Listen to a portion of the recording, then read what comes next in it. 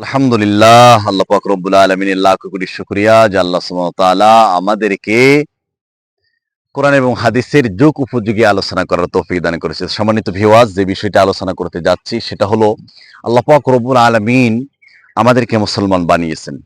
আল্লাহ পাক হযরত আদম আলাইহিস সালাতু ওয়াস সালামকে সৃষ্টি করেছেন। কি উদ্দেশ্যে সৃষ্টি করেছেন?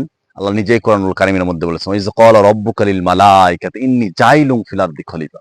আল্লাহ বলেন, স্মরণ করো সেই সময়ের কথা যে সময় আপনার রব, আপনার মনিব, আপনার স্রষ্টা পরামর্শ করেছিলেন ফেরেশতাদের সাথে যে আমি জমিতে একজন প্রতিনিধি সৃষ্টি করতে চাই। এখন আমাদের বোঝার যে বিষয়টি আলোচনা করতে যাচ্ছি সেটা হলো, আল্লাহ পাক বললেন যে প্রতিনিধি সৃষ্টি করতে যাচ্ছি, তার মানে তাকে আল্লাহ পাক রব্বুল আলামিন দুনিয়াতে পাঠিয়েছে। সে দুনিয়াতে এসে আল্লাহ পাক রব্বুল আলামিনের দেওয়াকৃত আইন দিয়ে দেশ সমাজ পরিচালনা করবে। এজন্য আল্লাহ রব্বুল আলামিন পাঠিয়েছেন। এজন্য আল্লাহ পাক রব্বুল আলামিন বলেছেন, ইয়া আইয়ুহাল্লাযীনা আমানু আতিউল্লাহ ওয়া আতিউর রাসূলা উলিল আমরি মিনকুম ফাইন তানাযাতুম ফি শাইইন ফারুদ্দুহু ইলাল্লাহি ওয়ার রাসূল। আল্লাহ জাল্লা জালালহু, আল্লাহ তাবারক ওয়া তাআলা বলেন, হে ঈমানদারগণ, ঈমানদারদেরকে আল্লাহ ডাক দিয়ে বলতেছেন, হে ঈমানদারগণ, তোমরা আল্লাহর অনুগত্য করো এবং তার রাসূলের অনুগত্য করো, তার রাসূলকে অনুসরণ করো, এবং তোমাদের মধ্যে যারা উলিল আমর রয়েছে, যাদেরকে আল্লাহ কোরআন এবং হাদিসের জ্ঞান দিয়েছে, মুস্তাহিদ যারা, এদেরকে তোমরা কি করো? মানো। এখন এই যে মানতে বলেছে আল্লাহ পাক রব্বুল আলামিন, এরপর আল্লাহ বলছে ফাইন তানাযাতুম ফি শাইইন ফারুদ্দুহু ইলাল্লাহি ওয়ার রাসূল। এখন ইসলামকে মানতে যে আল্লাহকে মানবো, রসুলকে মানবো, উলিল আমরকে মানবো, এই মানতে যদি কোনো দ্বিধাদ্বন্দ্ব হয়, আমাদের সমাজ জীবনে, আমাদের রাষ্ট্র জীবনে, আমাদের পারিবারিক জীবনে কোনো দাঙ্গা এবং হাঙ্গামা যদি হয়, আল্লাহ রাব্বুল আলামিন বলতেছেন তাহলে এটাকে নিয়ে যেতে হবে আল্লাহর দিকে এবং তার রাসূলের দিকে। তার মানেটা হলো আমাদের জীবনের সব কিছুর সমাধান রয়েছে কোরআনে আর নয় হাদিসে। এখন কোন একজন ব্যক্তি ইমানের দাবি করতেছে, কিন্তু সে যখন বিচার ব্যবস্থায় চলে যায় তখন সে তাগুতের বিচারকে অনুসরণ করে। সে তখন ইসলামের তখন পরোয়া করে না, ইসলামের তাওয়াক্কা করে না। এমন ব্যক্তিদের উপরে আল্লাহ তাআলা লানত এবং অভিশাপ।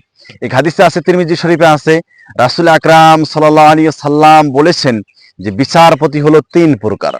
কয় প্রকার? তিন প্রকার।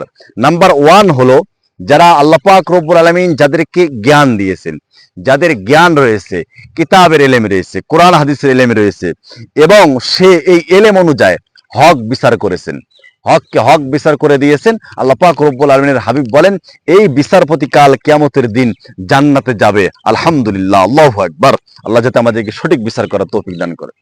আরেক ধারণার বিচারপতি রাসূল আকরাম সাল্লাল্লাহু আলাইহি সাল্লাম বলেন যে যাকে আল্লাহ পাক রব্বুল আলামিন এলেম দেয়নি, জাহেল, অজ্ঞ, এই অজ্ঞ কি করেছে? নিজের নফসের চাহাত অনুযায়ী, নিজের মনে যা চেয়েছে এই চাওয়া অনুযায়ী সে বিচার করেছে। রাসূল আকরাম সাল্লাল্লাহু আলাইহি সাল্লাম বলেন, এমন বিচারপতিও কাল কিয়ামতের দিন জাহান্নামে যাবে।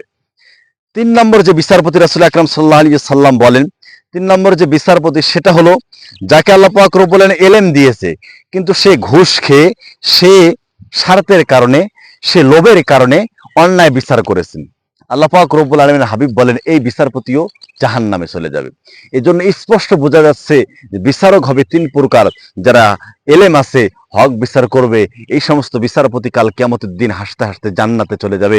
আর বাকি যে দুই প্রকার রয়েছে, যাদেরকে এক প্রকার এলেম আছে, জ্ঞান আছে, কিন্তু হক বিচার করলো না টাকা পয়সার কারণে, আরেক প্রকার জ্ঞানও নেই, কিছুই নেই, বেবিচার করলো, অন্যায় করলো, জুলুম করলো, করে বিচার করলো, আল্লাহ রাব্বুল আলামিন বলেন, আল্লাহর হাবিব বলেছেন এই দুই প্রকারই জাহান্নামে চলে যাবে।